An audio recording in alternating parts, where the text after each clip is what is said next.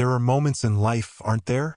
Moments when you think you know everything there is to know about your world, about your family, about yourself. And then, in the blink of an eye, something shatters that illusion, leaving you adrift in a sea of questions you never even knew existed. For Elias Thorne, that moment arrived on a dusty, sweltering summer afternoon, in the forgotten quiet of his family's attic. It wasn't a dramatic discovery, not at first. No hidden treasure chests, no ancient scrolls, just a box. A rather unassuming, water-stained cardboard box, tucked away behind an old, moth-eaten rocking chair and a stack of yellowed newspapers dating back to the Korean War. He'd gone up there to find some old holiday decorations for his mother, a task he'd performed countless times over the years, a ritual as mundane as brewing his morning coffee. Elias was a man of routine, a creature of habit.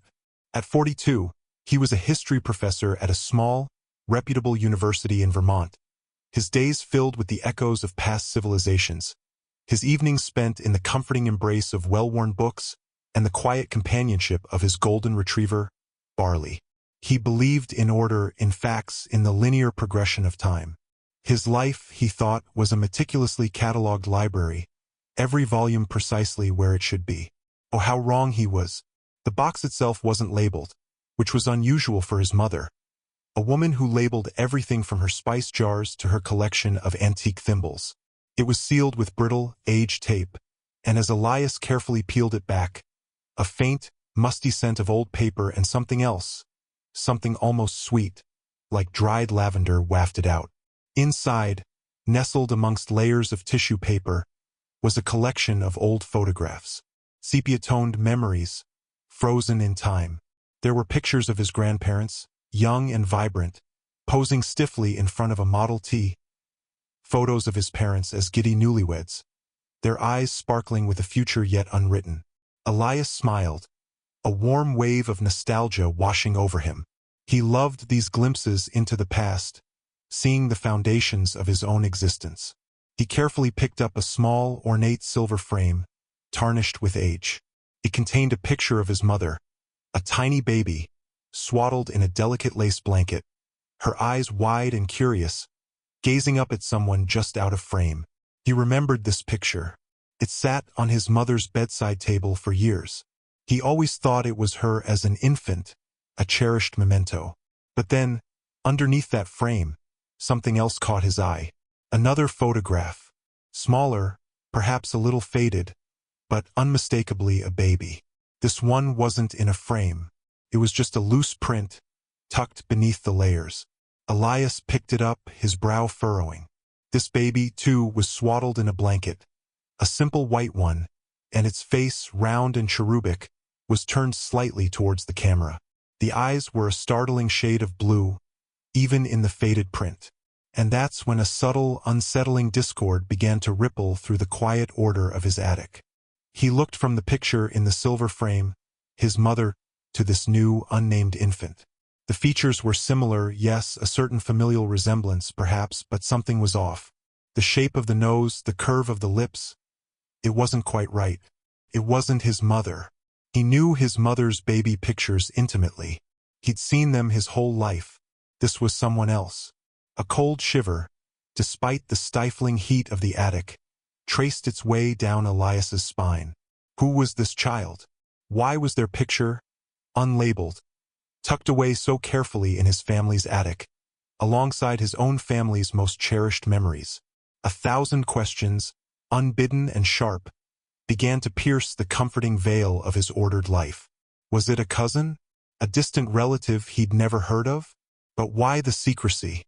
Why was it hidden, rather than displayed like the others? His mind, trained to seek patterns and connect disparate pieces of information, began to churn. He felt a peculiar mix of curiosity and unease, like a detective stumbling upon a crucial, yet perplexing, piece of evidence. He turned the photo over, hoping for a name, a date, anything. Blank. Just the faded, slightly textured back of an old photographic print. He placed the picture of the unknown baby carefully back into the box, his hand trembling almost imperceptibly. He felt a strange compulsion to keep it secret, to not mention it to his mother just yet. It was an instinct he couldn't explain, a gut feeling that this wasn't a simple oversight or a forgotten relative. There was a weight to this image, a silent plea for recognition. He closed the box, but the quiet hum of the attic suddenly felt heavy with unspoken stories, with hidden histories. He didn't find the holiday decorations that day. He didn't even remember why he had gone up there in the first place. All that consumed his thoughts was the small, innocent face of a baby that wasn't his, yet was undeniably intertwined with the fabric of his family's past. As he descended the creaking attic stairs, the warm summer light filtering through the dusty window seemed to cast long, distorted shadows, making the familiar hallway feel alien, imbued with a nascent, unsettling mystery. He felt as if he had just opened a door, not into a dusty storage space, but into a labyrinth of secrets, and he had no idea where the path would lead. The quiet order of his life had been irrevocably disturbed, replaced by a gnawing sense of apprehension and an insatiable need to know the truth. The picture, an innocuous scrap of paper, had become a harbinger of untold revelations, and Elias, unknowingly, had just stepped onto a path from which there would be no easy return. His meticulously catalogued library, it seemed, was about to be rearranged, volumes thrown into disarray, and some chapters perhaps rewritten entirely. He felt the weight of it, the quiet hum of a hidden narrative beginning to unfold, and he was, for the first time in his life, truly unsure of what he would find. The attic, once a place of childhood nostalgia, had transformed into an archive of unsettling questions. The days that followed Elias's discovery were a strange blur of academic routine and internal turmoil. He taught his classes on ancient Rome, debated the nuances of the Byzantine Empire with his colleagues, and graded papers, all while the image of the unknown baby stubbornly refused to leave his mind. It was like a constant, low-frequency hum beneath the surface of his conscious thoughts, an insistent whisper demanding attention. He found himself replaying the moment in the attic, dissecting every detail. The musty smell, the brittle tape, the way the light fell on the little face. His mother, Eleanor, a graceful woman of 70 with eyes that still held the spark of her youth, seemed oblivious to the quiet storm brewing within him. She would ask him about his day, offer him freshly baked cookies, and fuss over barley, completely unaware that a single photograph had unraveled the very fabric of their shared history. Elias tried to rationalize it. Perhaps it was a picture of a friend's baby, given as a gift and simply forgotten. But that didn't explain its secretive placement. And why would it be kept in a box of cherished family heirlooms? No, his gut feeling, that primal instinct that had told him to keep silent, insisted there was more to it. He started observing his mother more closely, a subtle, almost imperceptible shift in his demeanor. He watched her expressions, listened to her anecdotes, searching for any flicker of recognition, any telltale sign that might betray a hidden truth. She talked about his childhood, about her courtship with his father, about their early years in the house, always with a consistent, unwavering narrative. It was the story he had always known, the story of his life. But now, a tiny, fractured piece of a different narrative had emerged, challenging the very foundation of that familiar tale. One evening, while helping his mother sort through some old albums, a casual comment from Eleanor struck him like a bolt of lightning.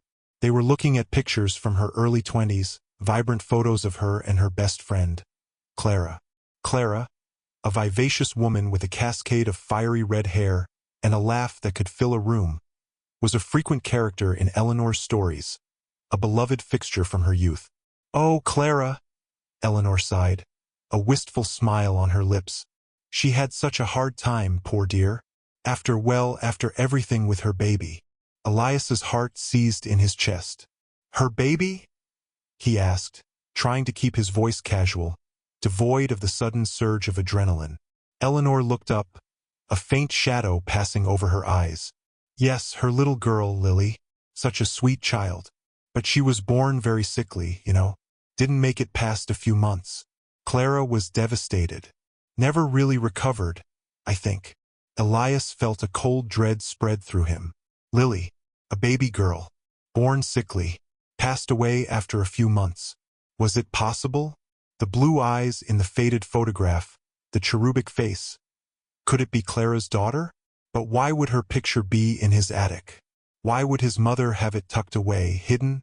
The pieces began to fall into place, forming a disturbing mosaic. Clara, Lily, the hidden photograph. It felt like a cruel puzzle, each piece fitting just enough to create more questions. He remembered Clara. She had visited them a few times when he was a small boy, a quiet woman then, her once vibrant hair now streaked with gray, her laughter muted. He recalled a certain sadness in her eyes, a melancholy that seemed to cling to her like a shadow. He had always attributed it to the general hardships of life, never imagining it was rooted in such a profound, specific tragedy. But the timeline didn't quite add up. If Clara's baby, Lily, had died shortly after birth, why would Elias's mother keep her photo for decades? And more unsettlingly, why the secrecy? If it was a simple memento of a dear friend's lost child, why not display it openly, or at least mention it? The next day, Elias made an excuse to visit his mother's old cedar chest, a massive, ornate piece of furniture that sat at the foot of her bed. He remembered her saying it held family treasures and keepsakes. He knew it was a long shot, a desperate hope for another clue. He opened it, the familiar scent of cedar and mothballs filling the air. Inside, beneath layers of antique linens and lace, he found another small, leather-bound diary. It wasn't his mother's meticulous, dated entries. This was a smaller, more intimate journal, its pages filled with elegant, somewhat hurried script. The first few entries were mundane snippets of daily life, garden notes, recipes. But then, the tone shifted. The handwriting became more frantic, the words more desperate. It was dated a few months before his own birth. And the name Lily appeared again and again, intertwined with words like sick, fear, and hope. As Elias read, his breath hitched in his throat. The diary wasn't his mother's. It was Clara's. Her familiar, distinctive handwriting, now imbued with raw, visceral pain. The entries chronicled Lily's illness, the doctor's grim prognosis, Clara's desperate prayers, and then a series of entries that made Elias's blood run cold. They spoke of a secret, a desperate plan, a promise made to protect her. Promise made to Eleanor. Eleanor, his mother. What promise? What secret? The final entries were a desperate plea, a mother's agony, and then silence. A chilling, abrupt silence, as if the story had suddenly been cut short. Elias closed the diary, his hands shaking. The picture in the attic, Clara's baby, the vague comments about Lily, and now this diary, filled with a secret pact between his mother and her best friend. A sense of foreboding, heavy and suffocating, descended upon him. He was no longer just a history professor. He was an unwitting participant in a historical mystery, a family secret that reached into the very core of his existence. The simple act of finding a baby picture had transformed his reality into a fragile, treacherous landscape, and he knew, with chilling certainty, that the answers he sought would shatter everything he thought he knew about his family, and perhaps about himself. The path was dark, winding, and filled with shadows, and he had just taken the first terrifying steps. The diary burned in Elias's hands, its words echoing in his mind like a chilling prophecy. He couldn't confront his mother directly, not yet.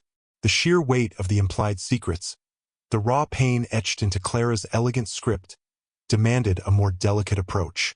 He needed answers, but he also needed to protect his mother, to understand the depth of whatever had transpired. Elias spent the next few days in a fog, teaching his classes mechanically, his thoughts constantly circling back to Lily, to Clara, to the cryptic promise. He meticulously cross-referenced dates, trying to piece together the timeline of Clara's diary entries with his own birth. The chilling realization slowly dawned on him. His mother's pregnancy with him overlapped precisely with Lily's final, desperate struggle. He remembered snippets of his mother's past, vague recollections of her being unwell around the time of his birth, explanations dismissed as difficult pregnancy or postpartum blues. Now, these fragmented memories took on a sinister new meaning. The urgency grew unbearable. He knew he had to talk to Clara. She was the other half of this devastating secret. He found her address in an old address book of his mother's, tucked away in a drawer he rarely opened. Clara lived a quiet life in a small, unassuming town just a few hours' drive away, a place Elias had visited only once as a child. The drive was fraught with a nervous anticipation he hadn't felt since his doctoral dissertation defense. Each mile brought him closer to a truth that he suspected would forever alter his understanding of his family. Clara, now frail and with eyes that held the perpetual sadness he remembered, opened the door with a surprised, wary expression. Her house was small, tidy, filled with the scent of old paper and dried flowers. Felt like a museum of quiet sorrow.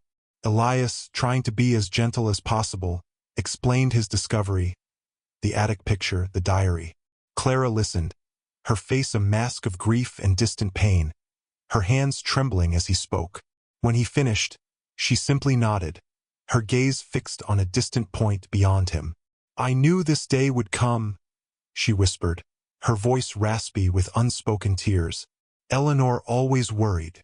Then, the story, so carefully guarded for decades, began to spill forth. It was a tale of love, loss, desperation, and an impossible choice. Clara recounted Lily's short, painful life, her fragile health, the doctor's grim pronouncements. "They said she wouldn't last the night," Clara choked out, her voice breaking. "And Eleanor was there. She was pregnant with you, Elias. She was my rock, my only hope." Clara described the agonizing moments after Lily's death, the unbearable grief, the feeling that her world had ended. But then, a flicker of light, born of Eleanor's desperate compassion. "Eleanor, she had a plan," Clara continued, her eyes now brimming with tears. "A way to give Lily a future, a life she never had." The truth, when it came, hit Elias with the force of a physical blow. Lily hadn't died that night. Not exactly. She had been gravely ill, on the brink of death. And Eleanor, seeing her best friend's profound despair, seeing a child on the verge of slipping away, had made an unthinkable decision. She had secretly adopted Lily, but not as a separate child. In a desperate, convoluted act of love and secrecy, Eleanor had passed Lily off as her own baby, a twin to Elias, who was due to be born shortly after.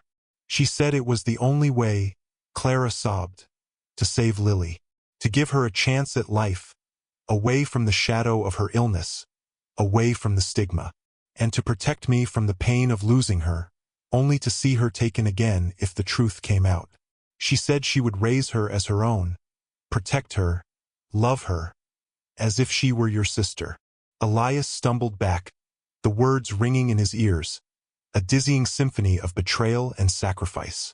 He had a sister, a twin sister he never knew, a sister who was actually his cousin, the daughter of his mother's best friend, adopted and then woven into the fabric of his family history with such meticulous secrecy. The baby picture, the diary, the subtle discrepancies, it all clicked into place with a horrifying, yet undeniable clarity. He wasn't just an only child. He had been living a lie, a carefully constructed narrative designed to protect a fragile life and a shattered heart. "Where is she?" Elias demanded, his voice hoarse, a mix of anger, confusion, and a burgeoning sense of profound loss. "Where is Lily?" Clara looked at him, her eyes filled with a fresh wave of tears, a deep, ancient sorrow. She grew up," Clara said softly, her voice barely a whisper. "She thrived. Eleanor was an incredible mother. But then, years later, the illness returned. It was dormant, they said, but it came back when she was in her 20s. And this time there was nothing anyone could do. Lily had lived a full, if tragically short, life under the guise of Elias's twin sister, succumbing to the very illness she was adopted to escape. The secret, the elaborate deception, had given her years, a chance at a normal life, a loving family. But it couldn't save her from the inevitable. Elias felt a cold despair wash over him. He had found a sister, only to learn she was already gone. And his mother, the woman he adored, had carried this unimaginable burden, this profound secret, for decades. The silence in Clara's small living room was deafening, filled with the ghosts of untold stories and the heavy weight of a family's impossible choices. The foundations of his world had not just cracked. They had shattered into 1,000 irreparable pieces, leaving him standing amidst the ruins of a carefully constructed illusion. The drive back from Clara's house was a hollow, desolate journey. Elias was numb, the weight of the revelations pressing down on him like a physical burden. His mind replayed Clara's words, each sentence a hammer blow against the carefully constructed edifice of his life. He had a sister, Lily, who he never knew, who was actually his cousin, and who had died years ago. And his mother, the steadfast, loving Eleanor, had orchestrated this intricate web of deception, not out of malice, but out of an overwhelming, desperate love. The sheer magnitude of her sacrifice, the decades of silence, the burden she had carried alone, was almost incomprehensible. When he arrived home, the house, usually a sanctuary of comfort and familiarity, felt alien, imbued with the ghosts of unspoken truths. He found his mother in the living room, knitting quietly, Barley asleep at her feet. She looked up, a gentle smile on her face, completely unaware of the tempest raging within her son. Elias sat opposite her, the words stuck in his throat. How do you ask your mother about a secret that has defined her life, and yours, for over 40 years? How do you unravel a tapestry woven with such intricate threads of love and sorrow? He started by showing her the faded baby picture from the attic. Eleanor's eyes, usually so bright, clouded over instantly. Her hands, which had been deftly working the knitting needles, stilled. A single tear, unbidden, traced a path down her wrinkled cheek. "Lily," she whispered, her voice barely audible, thick with a pain that had never truly healed. And then the dam broke. The words, once so fiercely guarded, poured out of her, a torrent of raw emotion, regret, and enduring love. Eleanor spoke of her best friend, Clara, and the devastating loss of her child. She described the unbearable sight of Clara's despair, the doctors giving up hope for Lily. She recounted the impossible choice: watch Lily die or offer her a chance, however slim, at life, even if it meant a life built on a secret. She was so frail, Elias, Eleanor sobbed, so tiny. And Clara, she was broken. I couldn't let it happen. I just couldn't. I told Clara I would raise her. I would protect her. I would give her the life she deserved, even if it meant pretending she was mine. Pretending she was your twin sister. She explained the meticulous planning, the fear of discovery, the years spent guarding the secret, not just from the world, but from Elias himself. It was for her, Eleanor insisted, her voice cracking, and for Clara, to give them peace, to give Lily a chance. And it was for you too, my darling. I didn't want you to grow up with the shadow of that tragedy. I wanted you to have a normal, happy childhood. The irony wasn't lost on Elias. His normal, happy childhood had been built on a foundation of profound secrecy.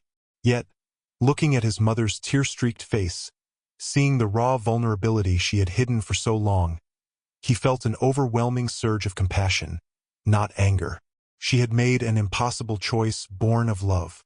Eleanor recounted Lily's life, growing up alongside Elias, a quiet, observant child with a gentle spirit and those striking blue eyes. She spoke of the joy Lily brought, the comfort of having 2 children in the house. And then, the unbearable return of the illness in Lily's 20s, the futile fight, the heartbreaking goodbye. It was like losing her all over again, Eleanor whispered, her gaze fixed on the picture of the baby Lily. But this time she had lived. She had known love. She had known family. And that was all I ever wanted for her. The conversation stretched late into the night, a cathartic unburdening for Eleanor, a painful, yet necessary, awakening for Elias. He learned about Lily's quiet strength, her love for art, her gentle humor. He learned about the subtle ways Eleanor had honored Lily's true parentage, like keeping the attic picture, a silent testament to a bond that transcended conventional family trees. He saw his mother not just as the woman who raised him, but as a woman of immense courage, who had made a sacrifice so profound it defied understanding. The truth about Lily changed everything, yet, paradoxically, it changed nothing fundamental about Elias's love for his mother. It deepened it, if anything. He now understood the silent weight she had carried, the quiet strength she had displayed. The house, once alien, now felt steeped in a deeper, more complex history. A history that included a sister he never knew, a life lived in secret, and a love that knew no bounds. Life, Elias realized, was rarely as neatly catalogued as the books in his library. It was a messy, beautiful, often tragic tapestry, woven with threads of truth and deception, sacrifice and love. The baby picture, once a harbinger of unsettling questions, had become a testament to the extraordinary lengths a mother would go to protect her child, to ease the suffering of a friend. It was a story of profound human connection, of lives intertwined in ways no one could have predicted. As Elias looked at his mother, tired but lighter, he felt a profound sense of peace mixed with an enduring melancholy. The past was irrevocably altered, but the present was clearer, imbued with a richer, more complex understanding of family, love, and sacrifice. The shadows hadn't vanished, but the light now cut through them, revealing a hidden landscape of profound human experience. If you found Elias's journey into his family's hidden past as captivating as I did, please give this video a like, subscribe to the channel for more stories that unravel the mysteries of life, and don't forget to turn on notifications so you won't miss our next deep dive into the unexpected twists of human existence. What do you think Elias will do next with this profound new understanding of his family? Let me know in the comments below.